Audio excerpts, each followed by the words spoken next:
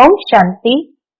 आज 3 जुलाई 2025 के बाबा के अनमोल मधुर महावाक्य सुनेंगे। आज की मुरली में बाबा हम बच्चों को किस रूप में देखते हैं। बाबा कहते तुम बुद्धिवान और दूरांदेशी बच्चे हो। क्यों बाबा ने ये टाइटल दिया? क्योंकि बाबा कहते हैं तुम बहुत गूढ़ राज को समझते हो। बुद्धिमान बच्चे ही मूल वतन से लेकर सूक्ष्म वतन और स्थूल वतन में इस ड्रामा के आदि मध्य अंत का गुह्य राज समझते हैं। बीज और झाड़ का पूरा रहस्य समझते हैं।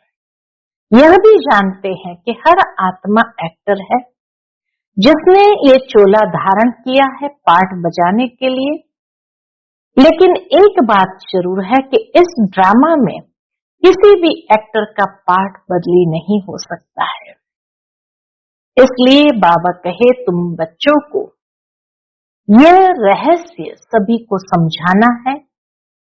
दूरांदेशी बन मूल वतन से लेकर सूक्ष्म वतन तक और सूक्ष्म वतन से स्थूल वतन तक का रहस्य भी स्पष्ट करना है और ड्रामा के आदि मध्य अंत का राज भी समझाना है। तो सुनते हैं आज के बाबा के अनमोल मधुर महावाक्य। ओम शांति। मीठे बच्चे, इस बेहद नाटक में तुम वंडरफुल एक्टर हो। यह अनादि नाटक है, इसमें कुछ भी बदली नहीं हो सकता। आज की मुरली से प्रश्न है, बुद्धिवान दूरांदेशी बच्चे ही किस गुह्य राज को समझ सकते हैं? उत्तर है, मूल वतन से लेकर सारे ड्रामा के आदि मध्य अंत का जो गुह्य राज है वह दूरांदेशी बच्चे ही समझ सकते हैं। और बुद्धिवान क्यों कहा? क्योंकि बाबा कहते बीज और झाड़ का सारा ज्ञान उनकी बुद्धि में रहता है। वह जानते हैं इस बेहद के नाटक में आत्मरूपी एक्टर जो ये चोला पहनकर पार्ट बजा रही है, इसे सतयुग से लेकर कलयुग तक पार्ट बजाना है। कोई भी एक्टर बीच में वापस जा नहीं सकता। आज की मुरली से पहले गीत बजा है, तूने रात गवाई सो के, दिवस गवाया खा के। ओम शांति। यह गीत बच्चों ने सुना। अब इसमें कोई अक्षर राइट भी है तो रॉन्ग भी है। सुख में तो सिमरन किया नहीं जाता, दुख को तो आना है जरूर। दुख हो तब तो सुख देने के लिए बाप को आना पड़े। दुख अति में जब चला जाता है तब तो परमात्मा बाप भी आकर के सुख देते हैं। मीठे मीठे बच्चों को मालूम है, अभी हम सुखधाम के लिए पढ़ रहे हैं। शांति धाम और सुख धाम। पहले मुक्ति, फिर होती है जीवन मुक्ति। शांति धाम घर है, वहां कोई पार्ट नहीं बजाया जाता। घर में कोई पार्ट नहीं बजाया जाता, घर में शांति में रहते हैं, इसीलिए उनको कहा शांति धाम। तो शांति धाम घर है, वहां कोई पार्ट नहीं बजाया जाता। एक्टर्स घर में चले जाते हैं, वहां कोई पार्ट नहीं बजाते। पार्ट स्टेज पर बजाया जाता है। यह भी स्टेज है, यह दुनिया रंगमंच है, तो यह भी स्टेज है। जैसे हद का नाटक होता है वैसे यह बेहद का नाटक है।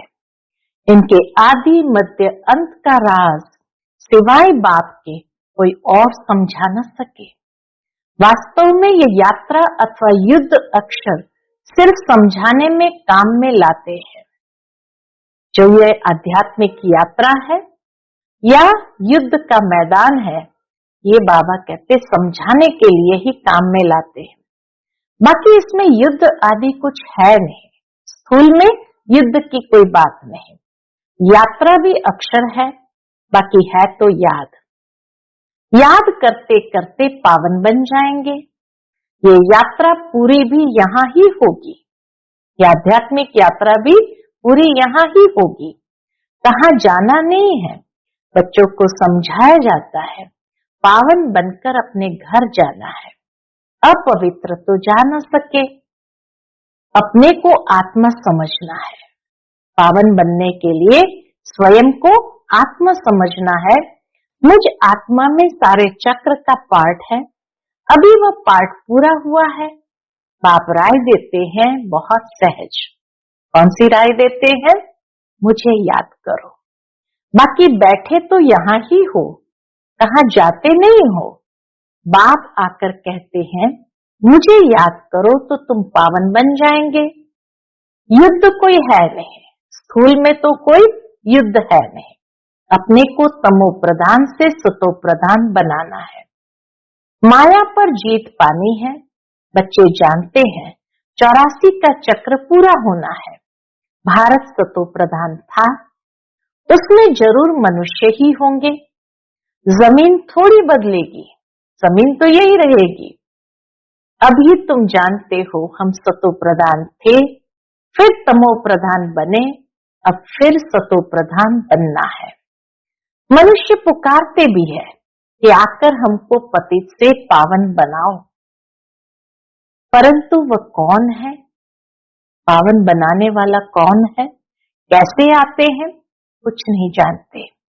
अभी बाबा ने तुम्हें समझदार बनाया है। इतना ऊंच मर्तबा तुम पाते हो। वहां के गरीब भी बहुत ऊंच है, सतयुग के गरीब भी बहुत ऊंच है। यहाँ के शाहूकारों से उससे भी अधिक ऊंच है। बल कितने भी बड़े बड़े राजाएं थे, धन बहुत था, परंतु है तो भिखारी ना। इनसे वहां की साधारण प्रजा भी बहुत ऊंच बनती है। भिखारी राजाओं से भी वहां की साधारण प्रजा बहुत ऊंच बनती है। बाबा फर्क बतलाते हैं। रावण का परछाया आने से पतित बन जाते हैं। निर्विकारी देवताओं के आगे अपने को पतित कह माथा जाकर टेकते हैं। मुझ निर्गुण हारे में कोई गुण नहीं, ऐसे कह करके माथा जाकर टेकते हैं। बाप यहाँ आते हैं तो फट से ऊंच चढ़ा देते हैं। सेकंड की बात है, अभी बाप ने तीसरा नेत्र दिया है ज्ञान का। तुम बच्चे दुरानदेशी बन जाते हो। ऊपर मूल वतन से लेकर सारे ड्रामा का चक्र तुम्हारी बुद्धि में याद है, इसलिए कहा दुरानदेशी। बहुत दूर मूल वतन से लेकर सूक्ष्म वतन, स्थूल वतन और ये ड्रामा के चक्र को अच्छी तरह से तुम जानते हो, तुम्हारी बुद्धि में याद है। जैसे हद का ड्रामा देखकर फिर आए सुनाते हैं ना, क्या क्या देखा बुद्धि में भरा हुआ है, जो वर्णन करते हैं। आत्मा में भर कर आते हैं, फिर आकर डिलीवरी करते हैं। यह फिर है बेहद की बातें। तुम बच्चों की बुद्धि में इस बेहद ड्रामा के आदि मध्य अंत का राज रहना चाहिए, जो रिपीट होता रहता है। उस हद के नाटक में तो एक एक्टर निकल जाता है तो फिर बदले में दूसरा आ सकता है। कोई बीमार हुआ तो उनके बदले फिर दूसरा ऐड कर देंगे। यह तो चैतन्य ड्रामा है, इसमें जरा भी अदली बदली नहीं हो सकती। तुम बच्चे जानते हो हम आत्मा है, ये शरीर रूपी चोला है जो पहनकर हम बहुरूपी पार्ट बजाते हैं। नाम, रूप, देश, फीचर्स बदलते जाते हैं। एक्टर्स को अपनी एक्ट का तो मालूम होता है ना। बाप बच्चों को ये चक्र का राज तो समझाते रहते हैं। सतयुग से लेकर कलयुग तक आते हैं, फिर जाते हैं, फिर नए सिर आकर पार्ट बजाते हैं। इनकी डिटेल समझाने में टाइम लगता है। बाबा कहते इस ड्रामा की डिटेल समझाने में टाइम लगता है। बीज में भर नॉलेज है, फिर भी समझाने में टाइम तो लगता है ना। तुम्हारी बुद्धि में सारा बीज और झाड़ का राज है। सो भी जो अच्छे बुद्धिमान है वही समझते हैं कि इसका बीज ऊपर में है इनकी उत्पत्ति, पालना और संहार कैसे होता है, इसलिए त्रिमूर्ति भी दिखाया है। ये समझाने जो बाप देते हैं और कोई भी मनुष्य दे नहीं सके। जब यहाँ आए तब पता पड़े, इसलिए तुम सबको कहते हो यहाँ आकर समझो। कोई कोई बहुत कट्टर होते हैं तो कहते हैं हमको कुछ सुनना नहीं है, कोई तो फिर सुनते भी है, कोई लिटरेचर लेते हैं, कोई नहीं लेते हैं। तुम्हारी बुद्धि अभी कितनी विशाल दुरानदेशी हो गई है। तीनों लोकों को तुम जानते हो, मूल वतन जिसको निराकारी दुनिया कहा जाता है, बाकी सूक्ष्म वतन का कुछ भी है नहीं। कनेक्शन सारा है मूल वतन और स्थूल वतन से। कनेक्शन है मूल वतन और स्थूल वतन से। बाकी सूक्ष्म वतन तो थोड़ा टाइम के लिए है। बाकी आत्माएं सब ऊपर से यहाँ आती है पार्ट बजाने। यह झाड़ सब धर्मों का नंबरवार है। यह है मनुष्य का झाड़ और फिर बिल्कुल एक्यूरेट है। कुछ भी आगे पीछे हो ना सके। न आत्माएं और कोई जगह बैठ सकती है। आत्माएं सब मूल वतन में ही बैठेंगी और कोई जगह बैठ नहीं सकती। तो कुछ भी आगे पीछे हो ना सके, न आत्माएं और कोई जगह बैठ सकती है। आत्माएं ब्रह्म महतत्व में खड़ी होती है, जैसे स्टार्स आकाश में खड़े हैं। ये स्टार्स तो दूर से छोटे छोटे देखने में आते हैं, है तो बड़े, लेकिन आत्मा तो न छोटी बड़ी होती है, न विनाश को पाती है। तुम गोल्डन एज में जाते हो, फिर आयरन एज में आते हो। बच्चे जानते हैं हम गोल्डन एज में थे, अब आयरन एज में आ गए हैं। कोई वैल्यू नहीं रही है। बल माया की चमक कितनी भी है, परंतु यह है रावण की गोल्डन एज। यह माया की चमक ऐसी है तो इसको कहेंगे रावण की गोल्डन एज। वह है ईश्वरीय गोल्डन एज। सतयुग है ईश्वरीय गोल्डन एज और कलयुग को कहेंगे रावण की गोल्डन एज। मनुष्य कहते रहते हैं 6-7 वर्षों में इतना अनाज होगा जो बात मत पूछो। देखो उन्हों का प्लान क्या है और तुम बच्चों का प्लान क्या है। बाप कहते मेरा प्लान है पुराने को नया बनाना। तुम्हारा एक ही प्लान है। जानते हो बाप की श्रीमत से हम अपना वर्षा ले रहे हैं। बाबा रास्ता बताते हैं, श्रीमत देते हैं, याद में रहने की मत देते हैं कि बच्चे बाबा की याद में रहो। मत अक्षर तो है ना, संस्कृत अक्षर तो बाप नहीं बोलते हैं, बाप तो हिंदी में ही समझाते रहते हैं। भाषाएं तो ढेर है ना। इंटरप्रेटर भी होते हैं जो सुनकर फिर सुनाते हैं। हिंदी और इंग्लिश तो बहुत जानते हैं, पढ़ते हैं। बाकी माताएं घर में रहने वाली इतनी नहीं पढ़ती है। आजकल विलायत में अंग्रेजी सीखते हैं तो फिर यहाँ आने से ही इंग्लिश बोलते रहते हैं। हिंदी बोल ही नहीं सकते। घर में आते हैं तो माँ से इंग्लिश में बात करने लग पड़ते हैं। वह बेचारी मूंझ पड़ती है, हम क्या जाने इंग्लिश से। फिर उनको टूटी फूटी हिंदी सीखनी पड़े। विलायत से जो आते हैं इंग्लिश में बात करते हैं तो बाबा कहे फिर यहाँ आकर अपनी माँ से या दादी से बात करने के लिए टूटी फूटी हिंदी सीखनी पड़े। सतयुग में तो एक राज्य एक भाषा थी जो अब फिर से स्थापन कर रहे हैं। हर 5000 वर्ष बाद यह सृष्टि का चक्र कैसे फिरता है, सो बुद्धि में रहना चाहिए। अब एक बाप की ही याद में रहना है। यहाँ तुमको फुर्सत अच्छी रहती है। सवेरे में स्नान आदि कर बाहर घूमने फिरने में बड़ा मजा आता है। अंदर में यही याद रहे हम सब एक्टर्स हैं। यह भी अभी स्मृति आई है। बाबा ने हमको 84 के चक्र का राज बताया है। हम सतो प्रधान थे, ये बड़ी खुशी की बात है। मनुष्य घूमते फिरते हैं, उनकी कुछ भी कमाई नहीं। तुम तो बहुत कमाई करते हो। मनुष्य इतना घूमते फिरते हैं लेकिन कमाई कुछ नहीं। बाबा कहते तुम तो बहुत कमाई करते हो। बुद्धि में चक्र भी याद रहे, फिर बाप को भी याद करते रहो। कमाई करने की युक्तियां बाबा बहुत अच्छी अच्छी बताते हैं। जो बच्चे ज्ञान का विचार सागर मंथन नहीं करते हैं, उनकी बुद्धि में क्या होता है? बाबा कहते उनकी बुद्धि में माया खिटखिट करती है, उन्हें माया तंग करती है। अंदर में ये विचार करो, हमने एक चक्कर कैसे लगाया? सृष्टि का चक्र सतयुग से लेकर कलयुग तक कैसे लगाया?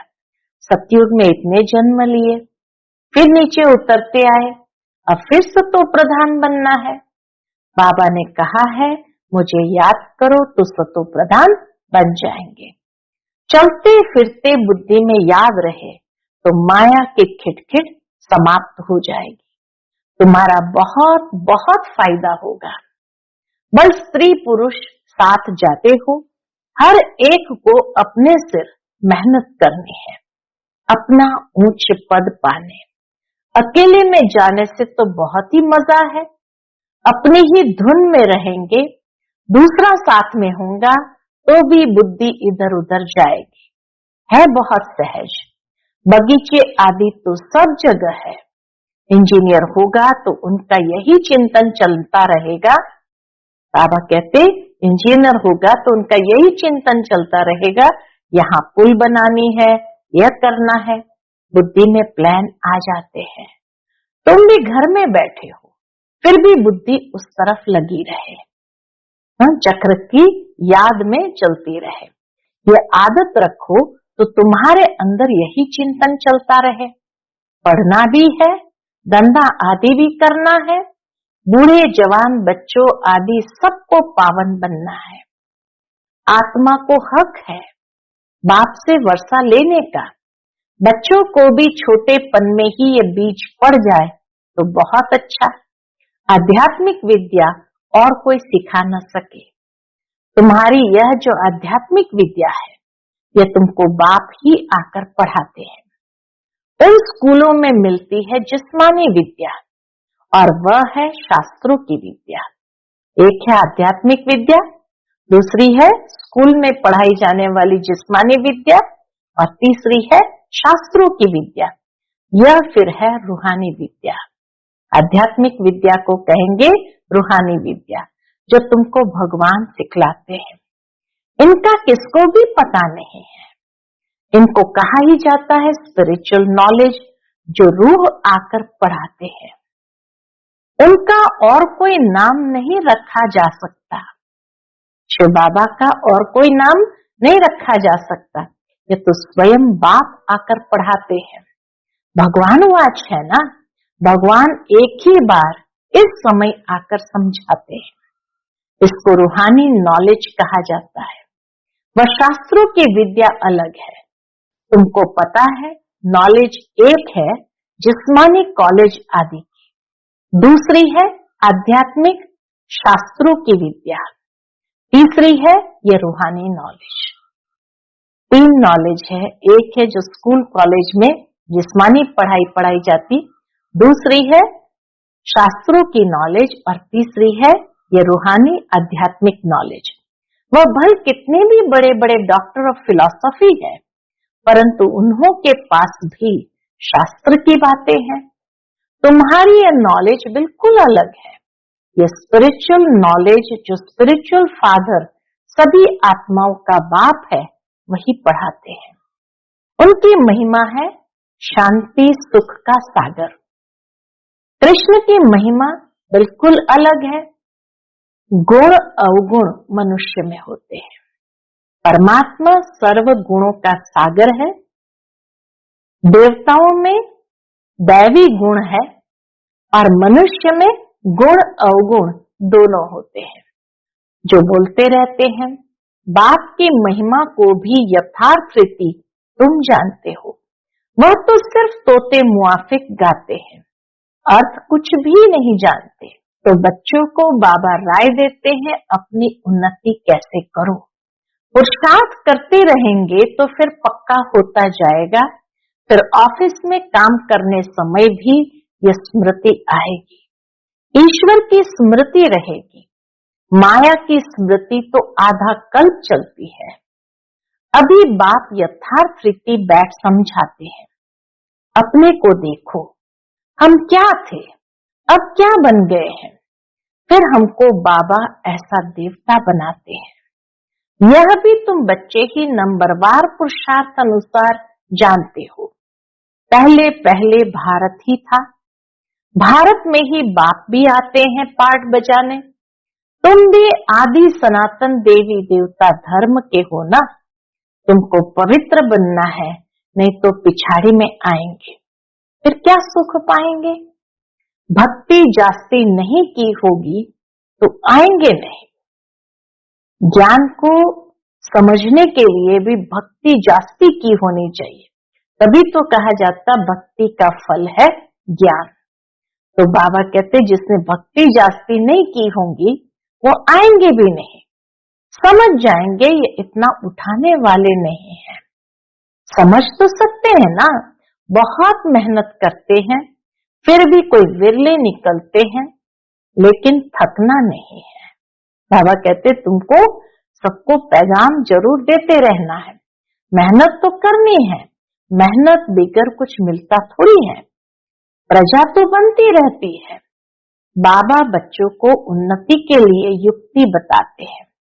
बच्चे अपनी उन्नति करनी है तो क्या करो, तो सवेरे सवेरे स्नान आदि कर एकांत में जाकर चक्कर लगाओ व बैठ जाओ।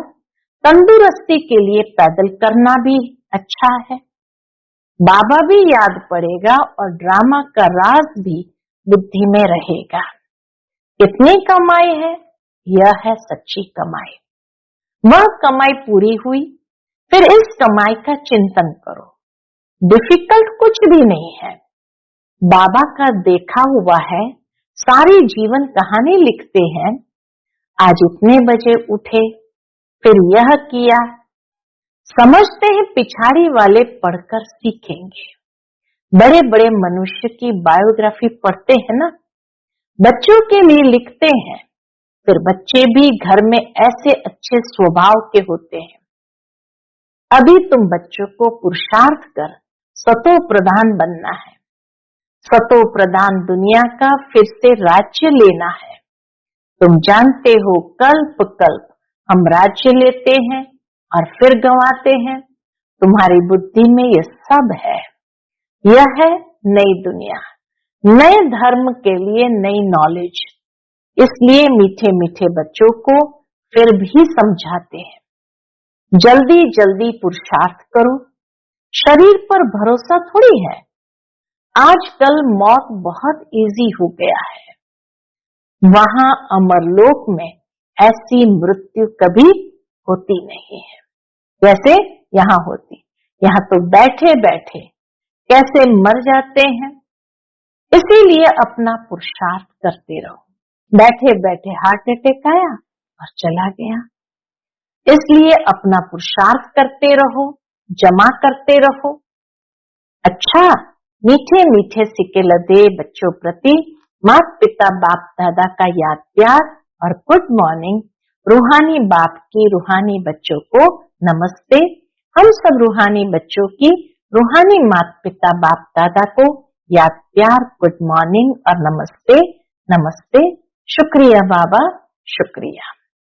आज की मुरली से धारणा के लिए मुख्य सार है। पहली पॉइंट, बुद्धि को ज्ञान चिंतन में बिजी रखने की आदत डालनी है।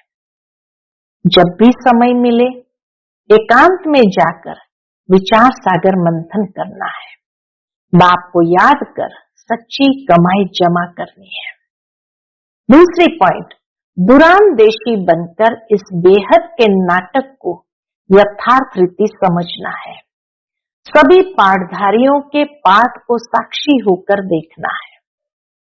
आज का बाप दादा का मधुर वरदान हम बच्चों के प्रति है, मधुरता के वरदान द्वारा सदा आगे बढ़ने वाले श्रेष्ठ आत्मा भव। मधुरता के वरदान द्वारा सदा आगे बढ़ने वाली श्रेष्ठ आत्मा भव।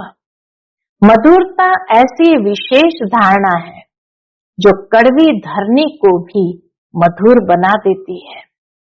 किसी को भी 2 घड़ी मीठी दृष्टि दे दो, मीठे बोल बोल दो, तो किसी भी आत्मा को सदा के लिए भरपूर कर देंगे। 2 घड़ी की मीठी दृष्टि व बोल उस आत्मा की सृष्टि बदल देंगे। आपके 2 मधुर बोल भी सदा के लिए उन्हें बदलने के निमित्त बन जाएंगे। इसीलिए मधुरता का वरदान सदा साथ रखना, सदा मीठा रहना और सर्व को मीठा बनाना। आज का स्लोगन है, हर परिस्थिति में राजी रहो तो राज युक्त बन जाएंगे। हर परिस्थिति में राजी रहो तो राज युक्त बन जाएंगे। आज का व्यक्त इशारा है, संकल्पों की शक्ति जमा कर श्रेष्ठ सेवा के निमित्त बनो। जब और सब संकल्प शांत हो जाते हैं, जब और सब संकल्प शांत हो जाते हैं, बस एक बाप और आप इस मिलन की अनुभूति का संकल्प रहता है, तब संकल्प शक्ति जमा होती है और योग पावरफुल हो जाता है। इसके लिए समाने व समेटने की शक्ति धारण करो। संकल्पों पर फुल ब्रेक लगे, ढीली नहीं। अगर 1 सेकंड के बजाय ज्यादा समय लग जाता है तो समाने की शक्ति कमजोर है। तो बाबा कहते, अगर 1 सेकंड के बजाय ज्यादा समय लग जाता है तो समाने की शक्ति कमजोर है। अच्छा, ओम शांति।